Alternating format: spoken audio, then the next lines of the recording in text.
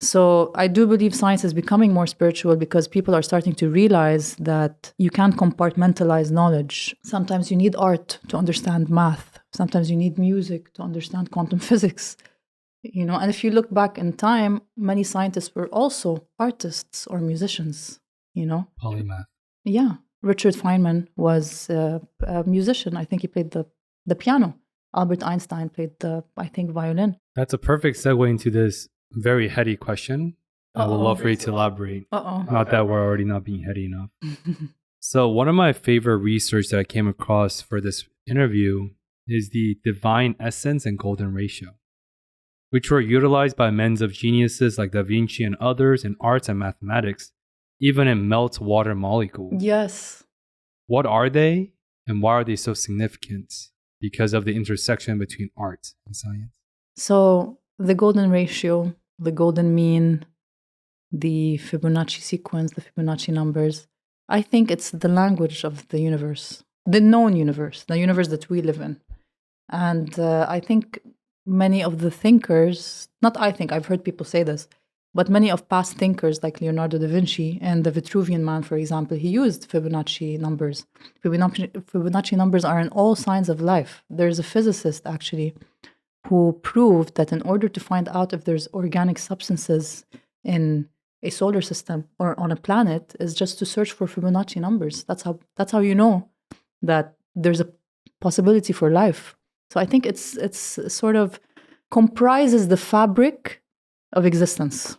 I can't go into much more detail than that because honestly, it's a blurry topic to me. I'm not an expert in it, but I understand the basics. But I do believe that the greatest thinkers have used the Fibonacci sequence in their works, from the Great Pyramid of Giza to these very renowned archaeological sites, to Leonardo da Vinci, to all these great thinkers.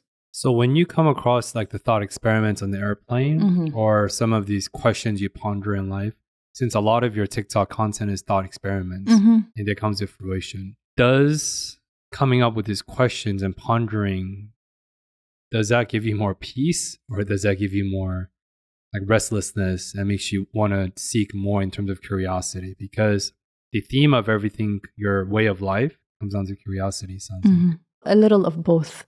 I feel like TikTok has been such a healthy, productive avenue for me because I'm making other people as angsty as me.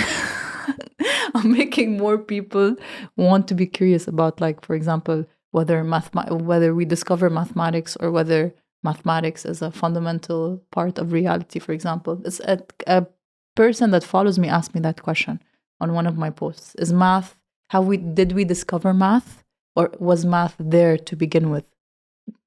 In other words, do we use math as a language to understand the world around us, or is math a fundamental part of nature? And when he asked me that question, I was like, whoa.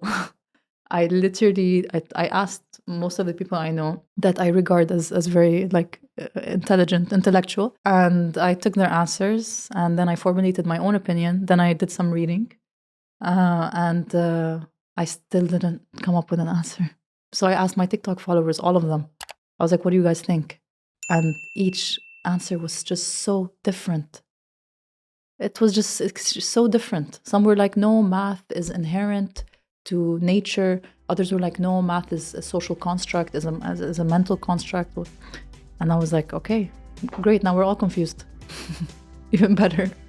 So yeah, TikTok has been very healthy for me.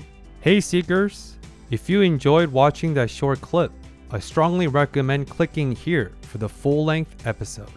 Here's to discovering more valuable life stories with practical mental health insights. Thank you for watching, and until next time, peace